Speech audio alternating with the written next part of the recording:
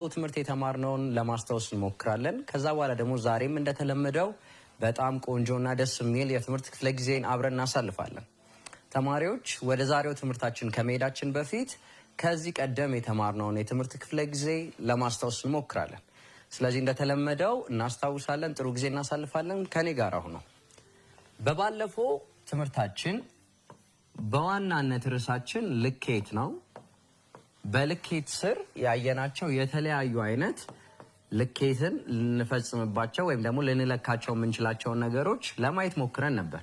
ከነሱ ውስጥም ርዝመትን አይተናል፣ የርዝመት መለኪያ ምድቦች፣ የመጠነ ቁስ መለኪያ ምድቦችን አይተናል። በመጨረሻም ደግሞ ያየነው የይዘት ወይም ደግሞ ፈሳሽ ብለን የምንጠራውን መለኪያ ምድብ እንዴት መለካት እንደምንችል፣ በስንት እንደሚከፈል እሱንም አብረን ያየንበት ክፍለ ጊዜ ነበረ። ጥሩ ጊዜ እንዳሳለፍን አስባለሁ። ልክ እንደዛም ያየነው በባለፈው ትምህርታችን ይዘትን መለካት ነበር። ይዘትን መለካት ባየንበት የትምህርት ክፍለ ጊዜያችን ላይ ይዘትን ለመለካት ወይም ደግሞ ይዘት ወይም ደግሞ ፈሳሽ ብለን የምንጠራውን ነገር ለመለካት የምንጠቀምበት ሁለት አይነት መንገዶች እንደነበሩ አይተን ነበረ። በሁለት ከፍለን አይተናቸዋል። የመጀመሪያው ባህላዊ የሆኑ የፈሳሽ ወይም ደግሞ የይዘት መለኪያ ምድቦች እንዳሉ በባለፈው አይተን ነበረ። በተጨማሪም ደግሞ ዘመናዊ ብለን በሁለት እንደምንመድባቸው አይተን ነበረ። ባህላዊና ዘመናዊ ብለን በመደብንባቸው ትምህርቶች ላይ ባህላዊ ብለን ከጠራናቸው መካከል እስቲ ለማስታወስ ሞክሩ። ለጓደኞቻችሁ፣ ለወንድም እህቶቻችሁ፣ አጠገባችሁ ለሚያግዟችሁም ለነሱ መናገር ትችላላችሁ። ጥሩ። ባህላዊ የፈሳሽ መለኪያ ብለን ካየናቸው መካከል ጋን፣ እንስራ፣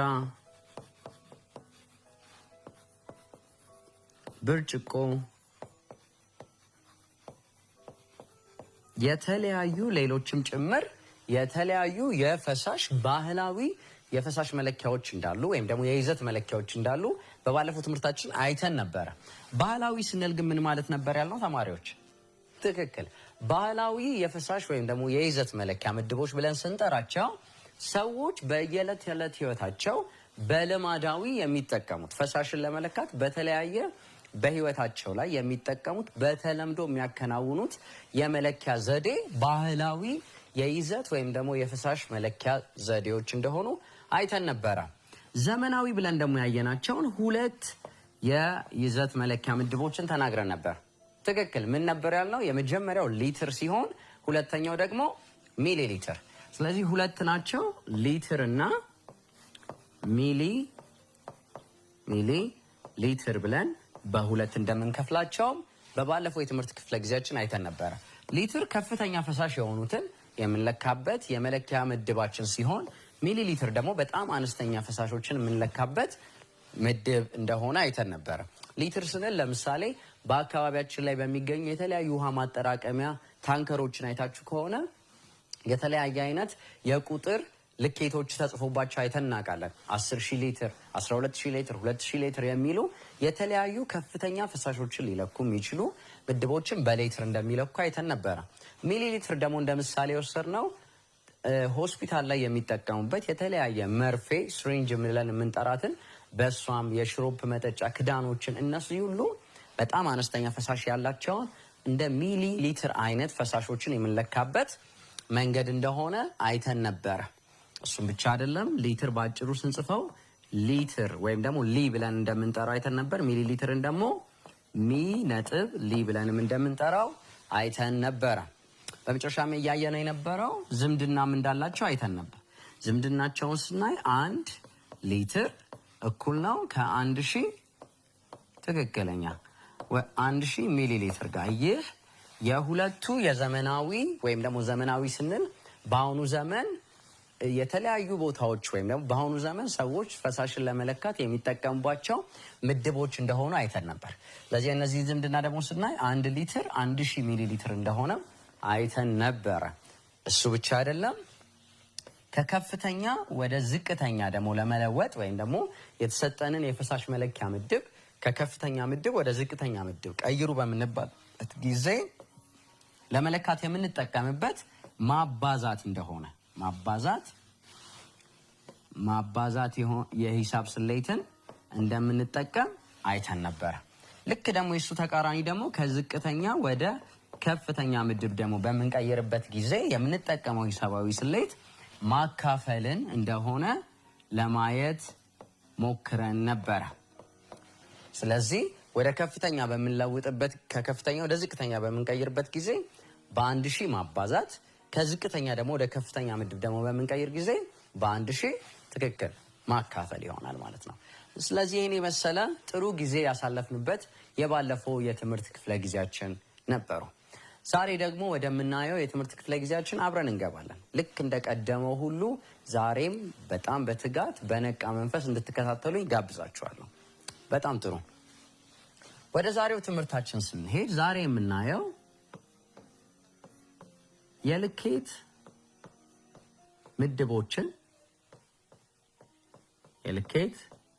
ምድቦችን መደመርና መቀነስ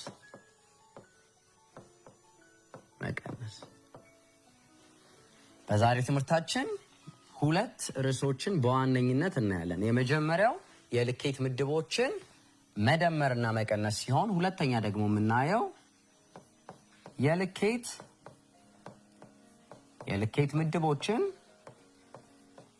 ምድቦችን ማወዳደር ይሆናል።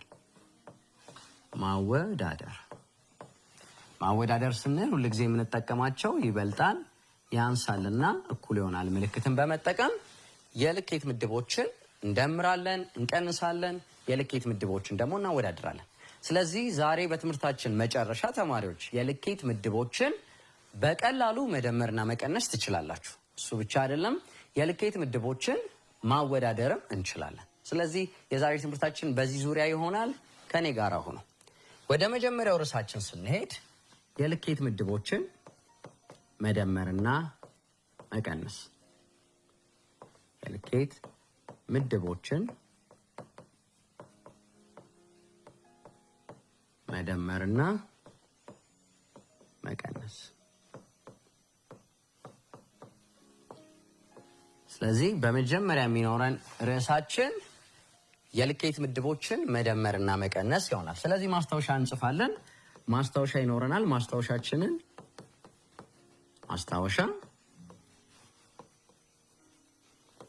የልኬት ምድቦችን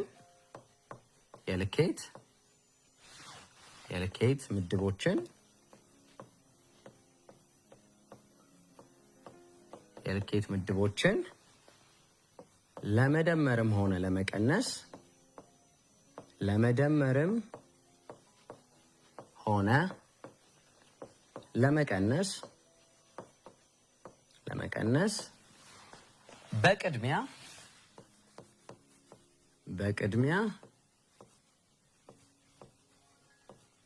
በቅድሚያ የልኬት ምድባቸው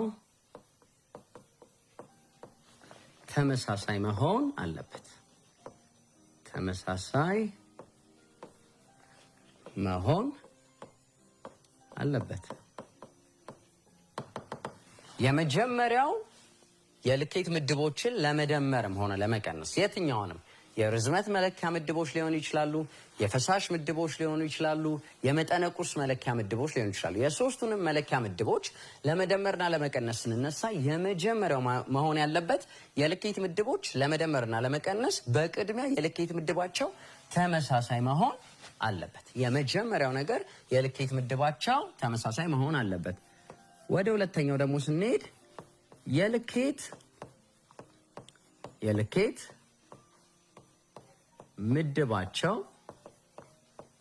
ምድባቸው ተመሳሳይ ካልሆነ ከመደመራችንም ሆነ ከመቀነሳችን በፊት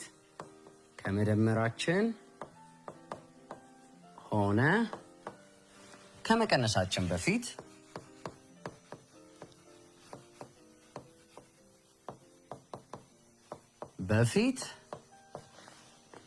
ወደ ተመሳሳይ የመለኪያ ምድብ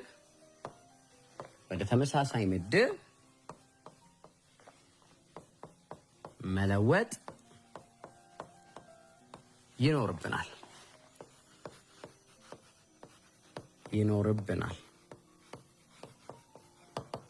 ጥሩ።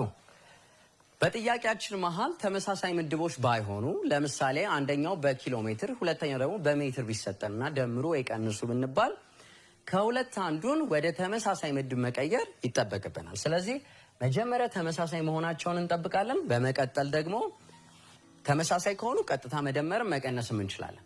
ተመሳሳይ ግን ካልሆኑ ግዴታ ወደ ተመሳሳይ ምድብ መቀየር ይጠበቅብናል ማለት ነው። እስቲ ምሳሌዎችን ለማየት እንሞክር። ምሳሌ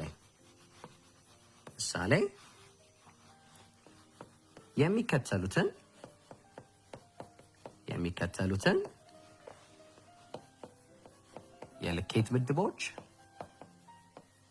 የልኬት ምድቦች አስሉ።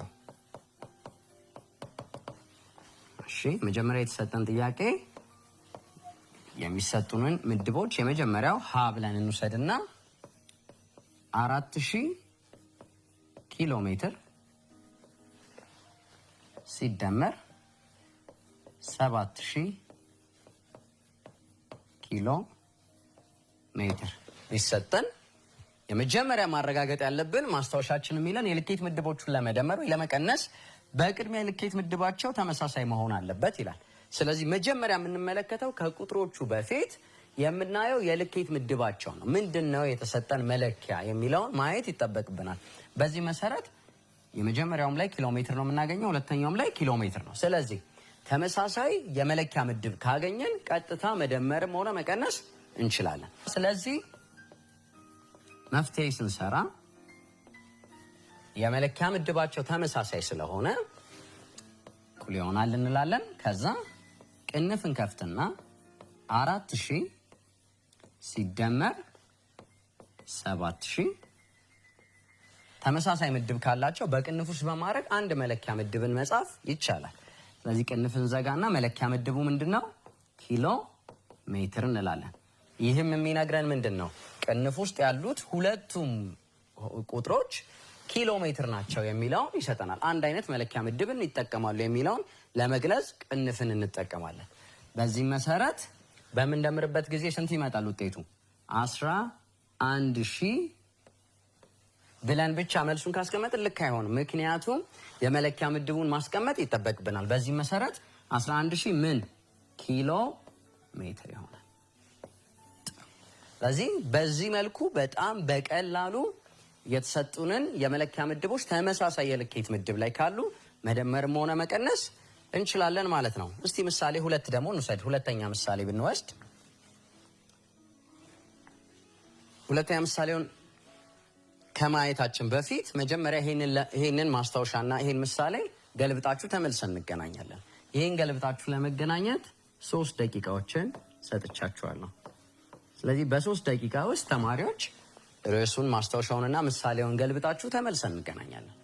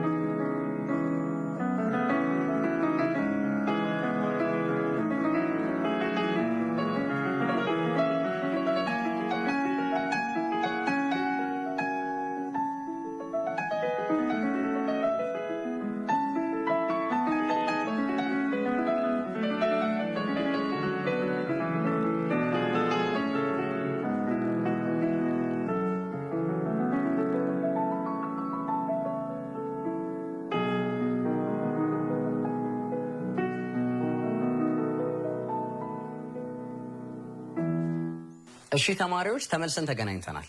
እንግዲህ እዚህ ጋር ምስሉ ላይ የተመለከታችሁትን ማስታወሻና ምሳሌ እንደገለበጣችሁ ባለሙሉ ተስፋ ነኝ። እስቲ በመቀጠል ደግሞ የተለያዩ ምሳሌዎችንም ለማየት እንሞክር። ሁለተኛ ምሳሌ ደግሞ እንውሰድ። 410 ሜትር ሲቀነስ 200 ሜትር። የተሰጠን ምሳሌ ሁለታችን ነው። ይሄኛው ሁለተኛው ምሳሌያችን ነው። ሁለተኛው ምሳሌ በምናይበት ጊዜ ደግሞ የተሰጠን የመጀመሪያ የምናየው የሚሰጠንን አስሉ ተብሎ የሚሰጠንን ጥያቄ ስናይ ሁል ጊዜ ቀድመን የምናየው የመለኪያ ምድቡን ነው። ምክንያቱም የመለኪያ ምድቡ ተመሳሳይ ካልሆነ መደመርም ሆነ መቀነስ አንችልም።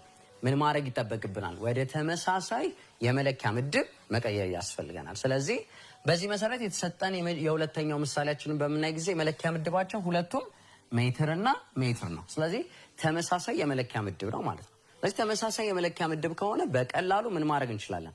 መደመርም ሆነ መቀነስ እንችላለን። ስለዚህ የተሰጠን ደግሞ በዚህ ምሳሌ መሰረት መቀነስ ነው። ስለዚህ ተመሳሳይ ምድቦች ከሆኑ ቅንፍን መጠቀም እንችላለን ተባብለናል ቅድም። በዚህ መሰረት ቅንፍን ከፍታለን። 410 ሲቀነስ 200 እንልና ቅንፉን ዘግተን የሁለቱም ሙሉ ቁጥሮች የመለኪያ ምድብ ሜትር ነው። ስለዚህ ሁለቱም ሜትር ናቸው የሚለውን ይገልጽልናል ማለት ነው ቅንፉ። በዚህ መሰረት በምንሰራ ጊዜ 410 ሲቀነስ 200 ስናደርግ ስንት ይመጣል? ትክክል ናችሁ፣ 210 ይሆናል። 210 ምን ሜትር መለኪያ ምድቡ መጻፍ ያስፈልገዋል ማለት ነው።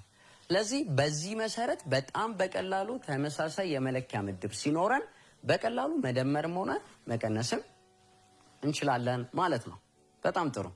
ስለዚህ አሁን ሌላ ልክ እንደዚህ አይነት የሚመስል ምሳሌውን የሚመስል ሌላ መልመጃ ሰጣችኋለሁ። ከዛ በፊት ግን ስለ ልኬት እያወራን ስለሆነ በሶስቱ ምድብ የሚገኙትን የመለኪያ ምድቦችን እስቲ እናስታውስ።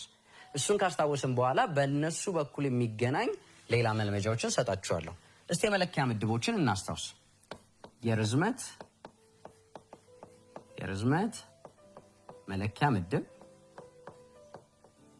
የመለኪያ ምድብ ምክንያቱም በሶስቱም ዙሪያ እየተማርን ስለሆነ ለማስታወስ ያክል ጥሩ ነው ማስታወሳችን። የርዝመት መለኪያ ምድቦች ብለን ያየናቸው ኪሎ ሜትር፣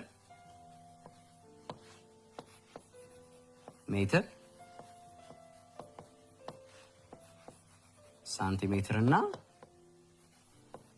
ሳንቲሜትር እና በመጨረሻ ሚሊ ሜትር ይሆናል። ጥሩ አስታወሳችሁ። እነዚህ የርዝመት መለኪያ ምድቦች ብለን በልኬት ስር የተማርናቸው ናቸው። አሁን በዚህ ዙሪያ መደመር ልሰጥ እችላለሁ፣ መቀነስ፣ የተለያዩ የሂሳብ ስሌቶች ሊሰጡን ይችላሉ። በመቀጠል ደግሞ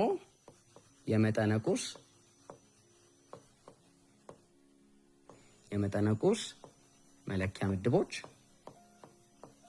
እነሱን ደግሞ እናስታውስ። እሺ መጀመሪያው ቶን፣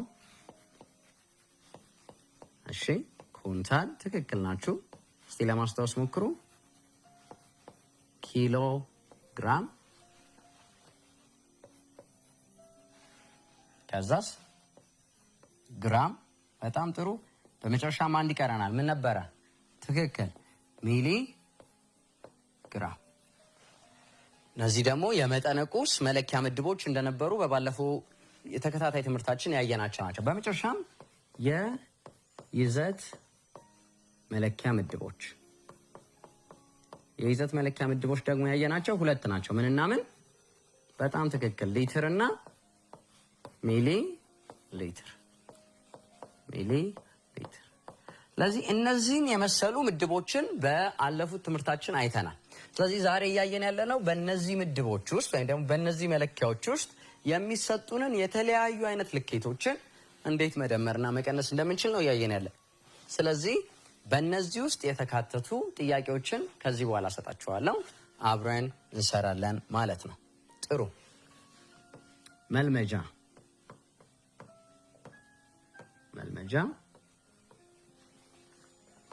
የሚከተሉትን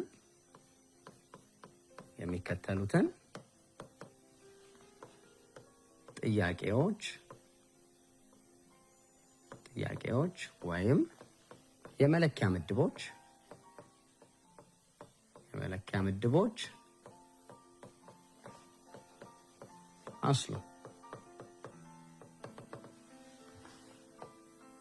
ስለዚህ የተለያዩ አይነት የመለኪያ ምድቦች ይሰጡናል። እነሱን እንሰራለን ማለት ነው። የመጀመሪያው አንደኛ ጥያቄያችን 4500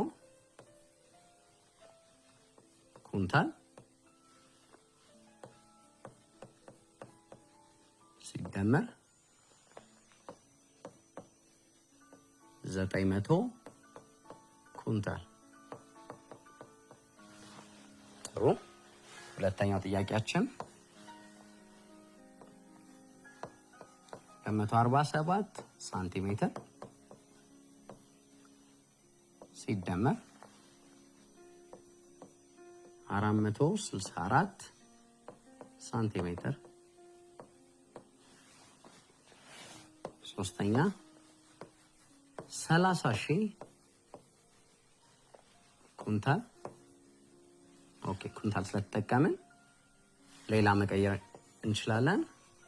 ቶን ሲቀነስ 20,000 ቶን። እሺ አራተኛ 44,765 ሜትር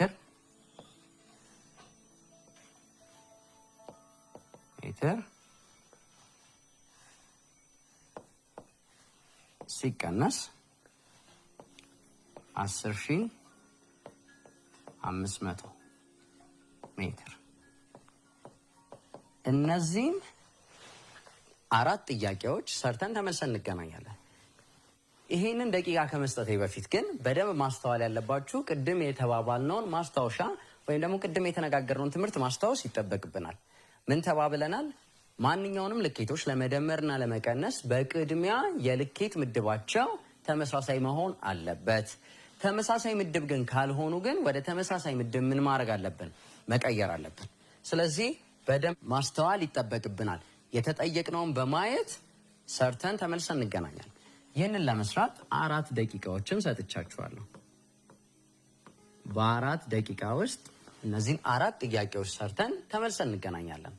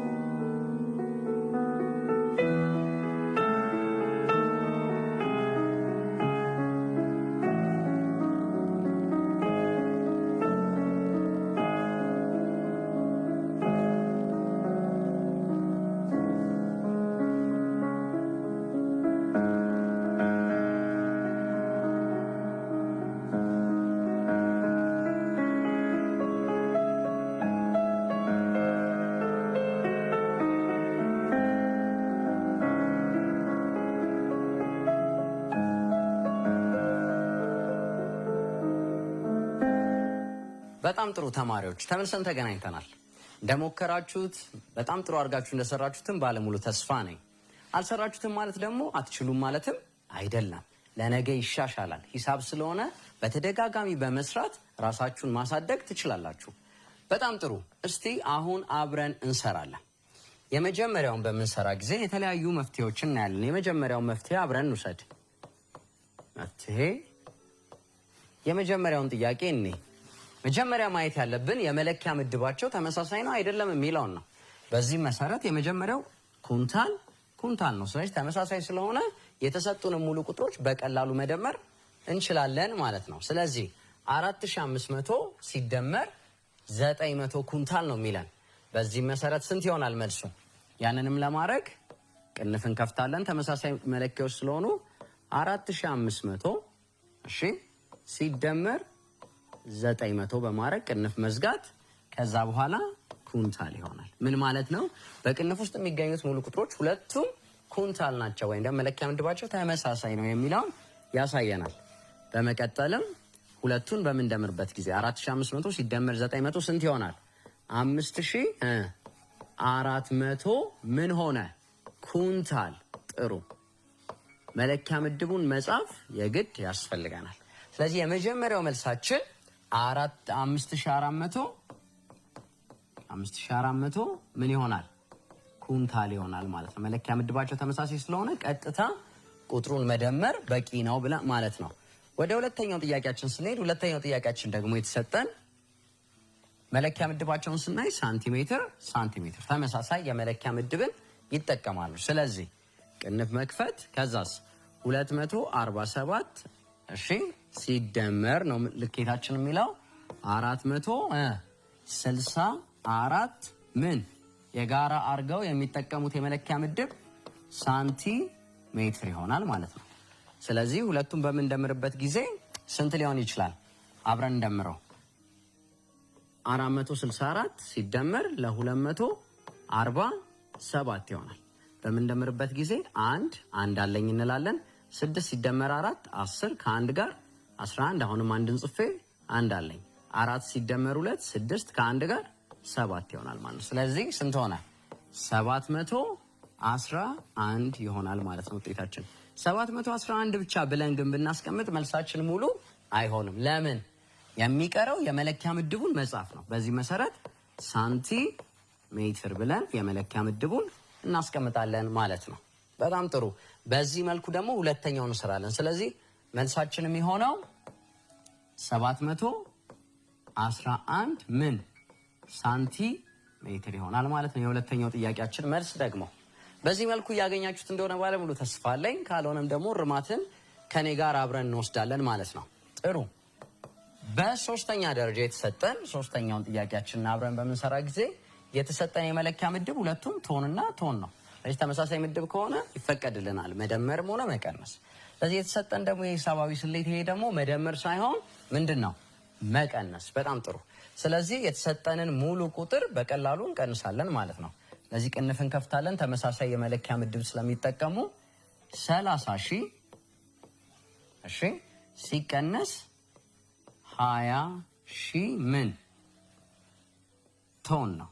ስለዚህ ሁለቱም ቶንን ስለሆነ በጋራ የሚጠቀሙት ሁለቱም የመለኪያ ምድባቸው ቶን ስለሆነ 30,000 ሲቀነስ 20,000 ቶን ይሆናል ማለት ነው። በዚህ መሰረት በምንቀንስበት ጊዜ ስንት ይሆናል መልሳችን? ይህንንም እንደዛኛው መስራት እንችላለን፣ ግን በቀላሉ መቀነስ ስለሆነ 10,000 ምን ይሆናል? ቶን ይሆናል ማለት ነው። የመለኪያ ምድቦች የልኬት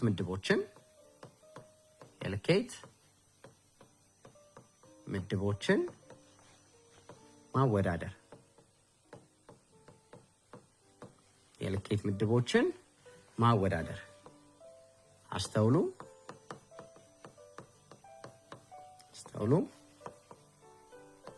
የልኬት ምድቦችን ለማወዳደር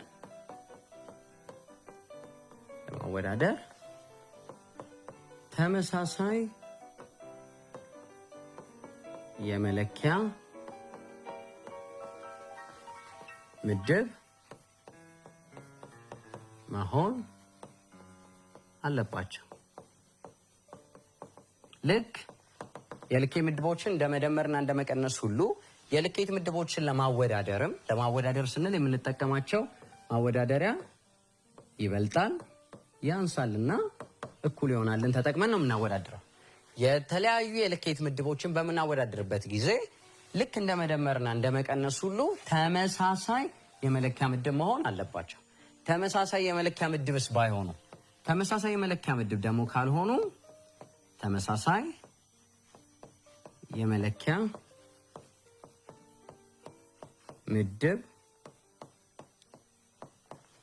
ካልሆኑ ወደ ተመሳሳይ ምድብ መለወጥ ያስፈልጋል። ስለዚህ ተመሳሳይ የመለኪያ ምድብ ሳይሆን መጥቶ አወዳድሩ ብንባል ግዴታ ወደ ተመሳሳይ ምድብ መቀየር ያስፈልገናል ማለት ነው። በዚህ መሰረት እስቲ ምሳሌዎችን አንድ ሁለት ምሳሌዎችን እንይ። ምሳሌ አንድ ለምሳሌ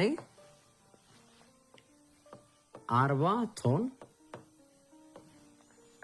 ማወዳደር ነው። 40 ቶን ከ35 ቶን ቢሰጠን ይሄንን በቀላሉ ከማወዳደራችን በፊት የምናየው የመለኪያ ምድቦቹ ነው። ተመሳሳይ የመለኪያ ምድብ ከሆኑ ቀጥታ ሙሉ ቁጥሮቹን ማወዳደር ነው።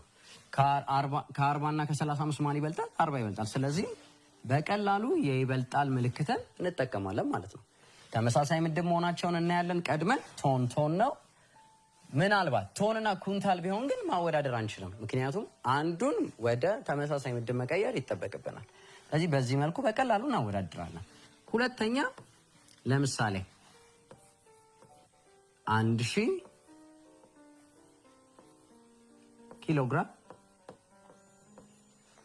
እና 2000 ግራም ቢሰጠን ሁለቱን አወዳድሩ ብንባል የመጀመሪያው ከማወዳደራችን በፊት የምናየው የመለኪያ ምድቦቹን ነው። የመለኪያ ምድቦቹን ስናይ ኪሎ ግራም እና ግራም ይሆናል። ስለዚህ ተመሳሳይ የመለኪያ ምድብ አይደለም። ስለዚህ አንዱን ወደ ተመሳሳይ ምድብ መቀየር ይጠበቅብናል። እስቲ ለምሳሌ ከከፍተኛ ወደ ዝቅተኛ ያለውን ቀይረን ለማየት እንሞክር። ከኪሎ ግራም ወደ ግራም ብንቀይረው ለምሳሌ 1000 ኪሎ ግራምን ብንቀይረው 1 ኪሎ ግራም 1000 ግራም ስለሆነ 1000 ሲባዛ በ1000 ማድረግ ነው። ስለዚህ ሁለቱን በምናባዛበት ጊዜ በቀላሉ ዜሮ ያልሆነውን በመተው ማባዛት ይቻላል። 1000 ሲባዛ በ1000 1000 ራሱን እንጽፍና ስንት ዜሮዎች አሉት? 2 ዜሮዎቹን እናስቀምጣለን። ስለዚህ ስንት ሆነ ማለት ነው? 1 ሚሊዮን ሆነ። ኪሎ ግራሙን ወደ ግራም ስንቀይረው 1 ሚሊዮን ግራም ይሆናል ማለት ነው። ስለዚህ በቀላሉ 1000 ኪሎ ግራም ማለት 1 ሚሊዮን ግራም ነው። ስለዚህ 1 ሚሊዮን ግራም ከ2000 ግራም ይበልጣል። ስለዚህ በቀላሉ ይበልጣል ብለን ማስቀመጥም እንችላለን ማለት ነው። በዚህ መልኩ በቀላሉ ተመሳሳይ ምድቦች ከሆኑ ቀጥታ ሙሉ ቁጥሮቹን ይበልጣል፣ ያንሳል፣ እኩል ይሆናል እያለን ማስቀመጥ፣ ካልሆነም ደግሞ ተመሳሳይ የመለኪያ ምድብ ከሌላቸው ደግሞ ወደ ተመሳሳይ የመለኪያ ምድብ ደግሞ መለወጥ ይጠበቅብናል ማለት ነው። ጥሩ ተማሪዎች፣ የዛሬው ትምህርታችን ይህን ይመስል ነበር። የዛሬው ትምህርታችንን ከማብቃታችን በፊት ግን በቤታችሁ የምትሞክሩትን የቤት ስራ በመስጠት የዛሬውን ትምህርቴን እዚህ ላይ አጠናቅቃለሁ። ስለዚህ ማስታወሻችሁን በማውጣት የቤት ስራችሁን ሞክሩ። የቤት ስራ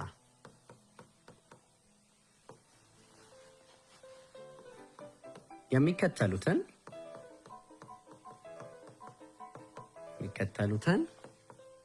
የልኬት ምድቦች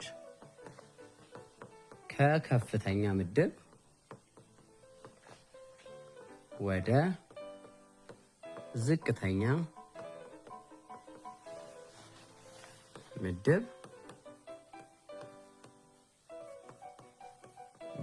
በመለወጥ አስሉ።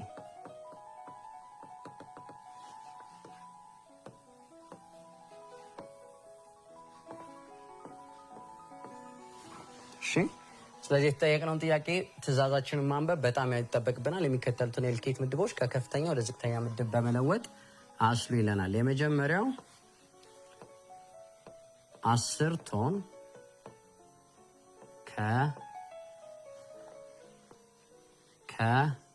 ከ200 ኩንታል ሲደመር 2400 ኩንታል።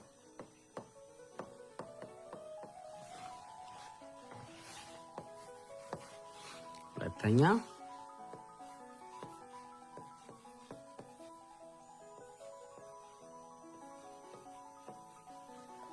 1,500,000 ሊትር ሲደመር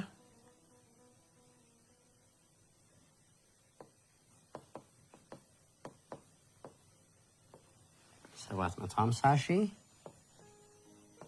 ሚሊ ሊትር። ሶስተኛ ጥያቄ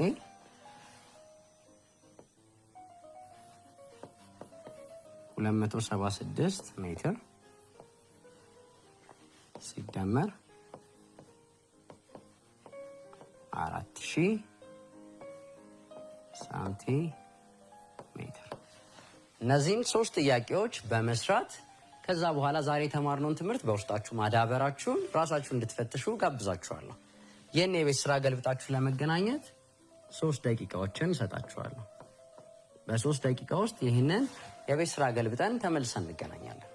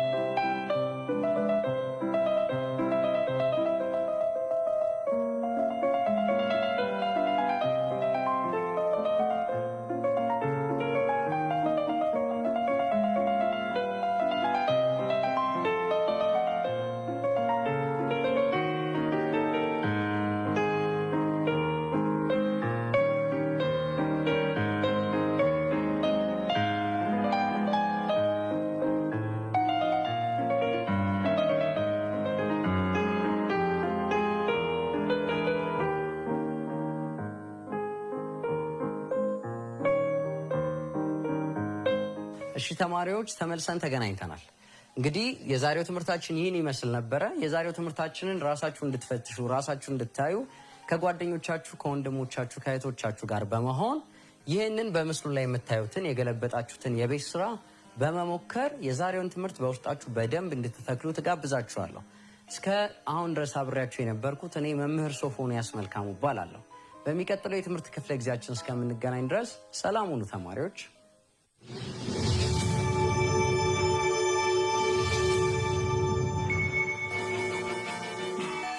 Have you ever watched an ant?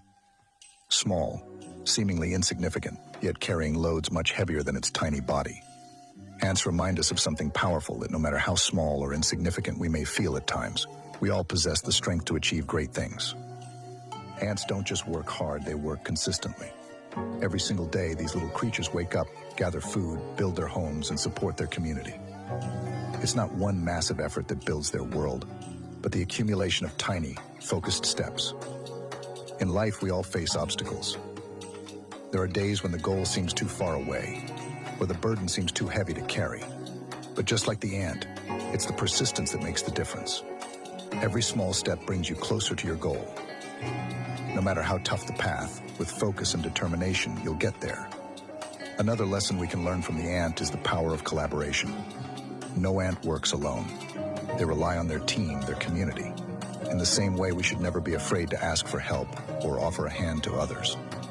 Together, we can achieve what seems impossible. Another lesson we can learn from the ant is the power of collaboration. No ant works alone. They rely on their team, their community. In the same way, we should never be afraid to ask for help or offer a hand to others. Together, we can achieve what seems impossible. Small steps, big achievements keep moving forward.